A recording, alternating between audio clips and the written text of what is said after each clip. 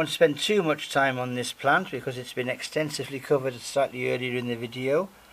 This is really one of my top 3 cacti. I absolutely love this plant.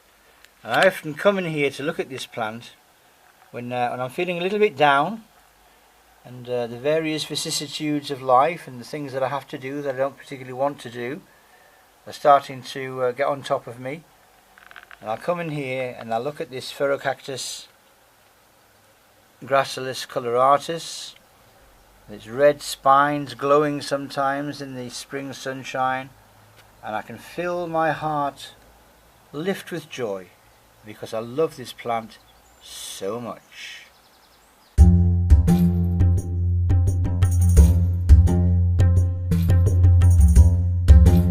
Number 6 is this large bishop's mitre, the Astrophytum myriostigma.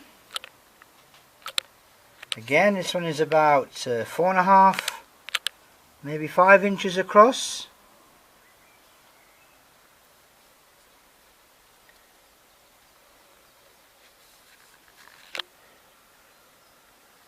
Very neat, very geometric, very characteristic bearer of all those qualities, I think, which attract people who collect cacti. It's a classic connoisseur's cactus, and it's a plant which has never gone out of fashion.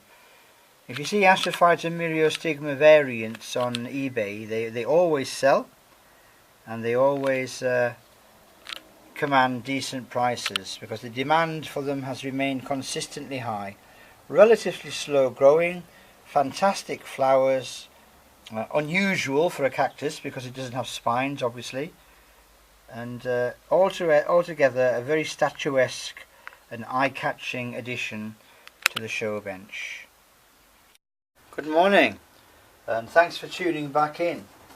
I have opened this box, but only to establish that there is only one plant inside it.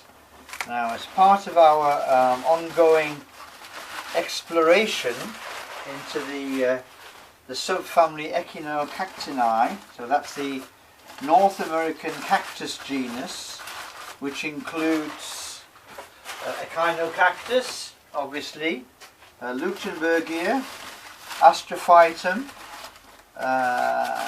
Ferocactus, and a couple of others, but a plant which has recently been readmitted into the Echinocactus group,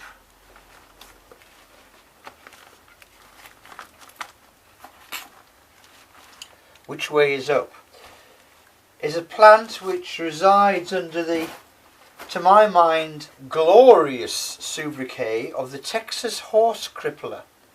What a name for a plant. So its common name is the Texas horse crippler, and unless I miss my boat, I'm only expecting one single plant delivery from Italy. And as this box has an Italian postmark, I can but assume, in all good faith, that this football-sized hooligan may indeed be the required item.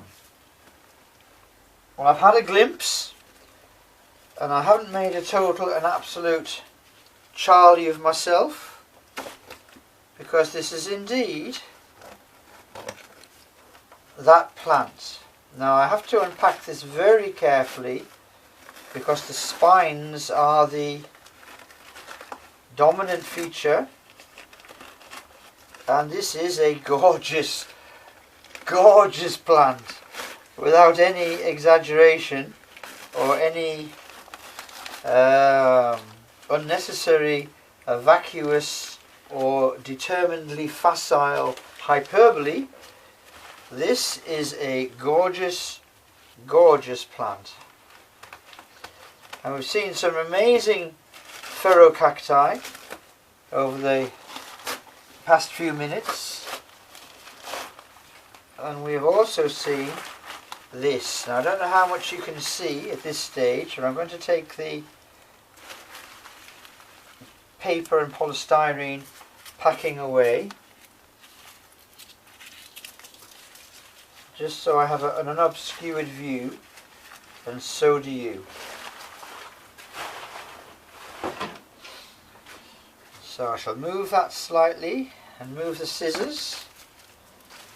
Right, so you can see more or less what I can see, but I'll just do a pan over at the halfway stage, because there is the plant, Homalocephala texensis.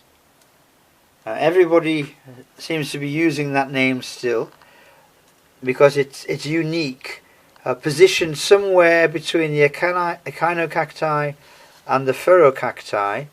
This savagely spined plant is magnificent, and I'll use the word again, unique.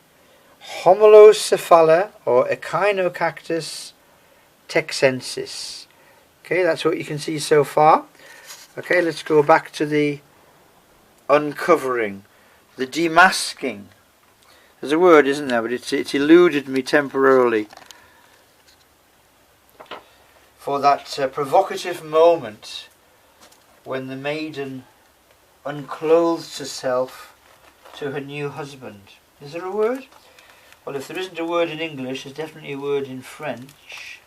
So I'm looking for a word a bit like déshabillé.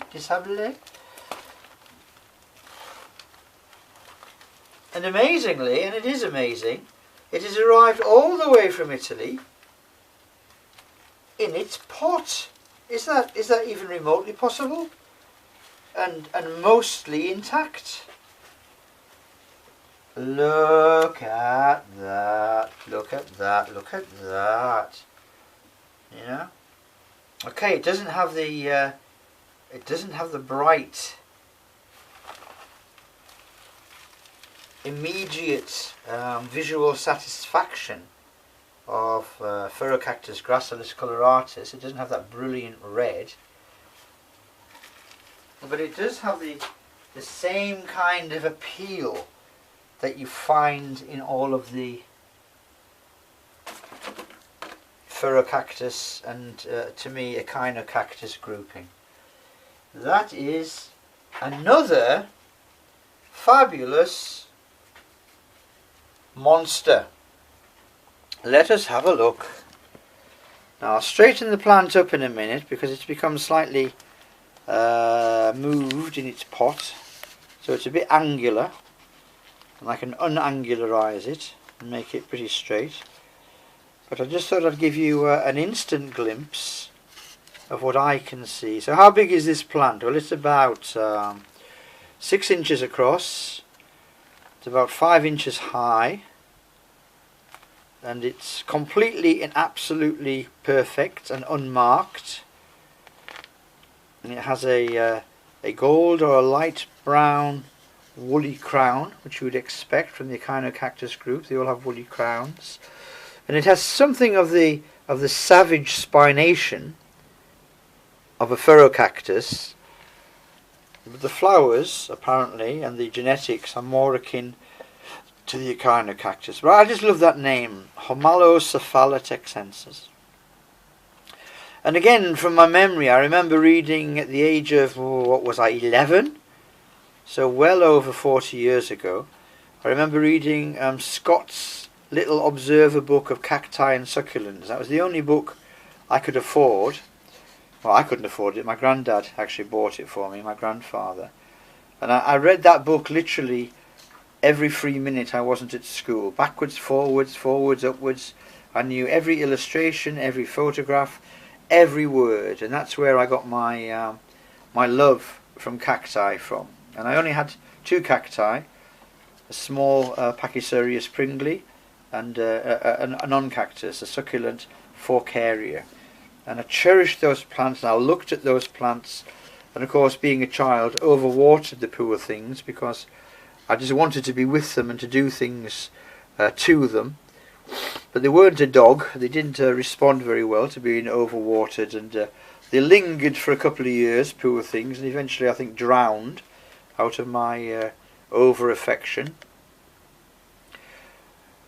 But the point of that lengthy and lateral diatribe was there was a large picture of Homalocephala texensis very early on in the book, and I looked at that plant and I thought, one day I will own a specimen plant of the Texas horse crippler. And there, my friends, she is, Homalocephala texensis. Right, what I'm going to do now is I'm going to straighten her up and put her onto the staging, take some more photographs for Instagram, for Facebook, and of course do some more work for YouTube. But I thought you'd like to see her as soon as I saw her, so there she is, the Texas horse crippler, Homalocephala texensis. I'll just do a bit of tidying up and take some photographs. See you soon.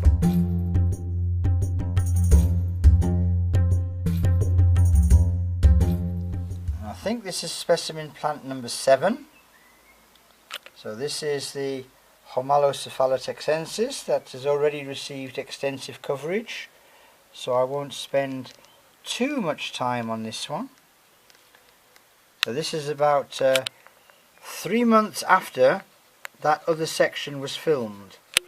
So you can see that we have successfully survived, and surviving is always successful, survived the winter, and it's just as magnificent.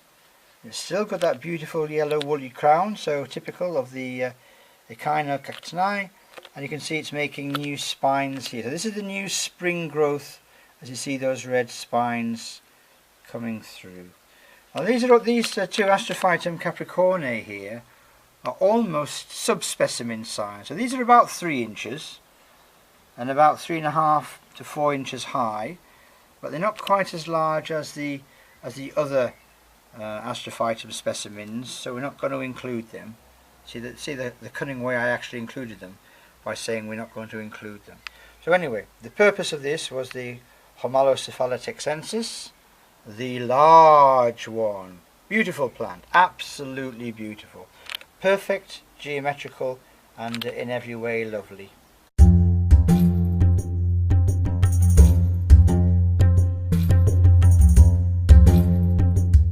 And finally, I think we're on specimen plant number 9, and this is that, well, it's got many names, but the plant was bought as Gymnocalycium marquesii, subspecies argentinense, so the Argentinian representative of the Gymnocalycium marquesii taxon. But it looks incredibly like Gymnocalycium saglionis, and as far as I'm concerned, it is a variety, a geographical outliner of that well-known and robust Gymnocalycium taxon. And this particular plant is large. It's a large plant. It's about, what, 5 inches high?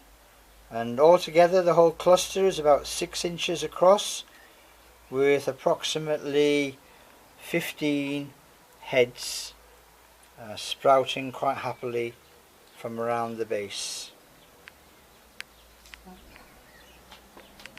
Gymnocalycium marquesii or Gymnocalycium saglionis, depending on your classification, but certainly our biggest and most impressive individual Gymnocalycium plant.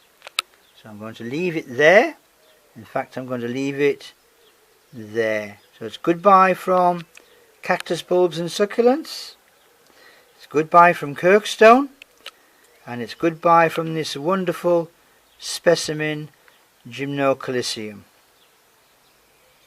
So I hope you enjoy growing plants and keeping them a long time until they grow and develop into statement pieces. And you may find at the end of your plant growing career that these are the plants that once you've given everything else away to friends, and family, because you can't look after them anymore, you might want to keep 5 or 6 plants, and these are the 5 or 6 plants I think I will keep as long as I can. And these are the ones that have become friends and stayed with me. As I say, I've got plants which I've shown you, which I've actually had for over 40 years, and that does make you think. That's longer than most marriages last these days, and without any of the stress. So thank you, plants, for being loyal companions over the years. So it's goodbye from Gymnocalycium saglionis, and it's goodbye from me. But I will see you very, very soon.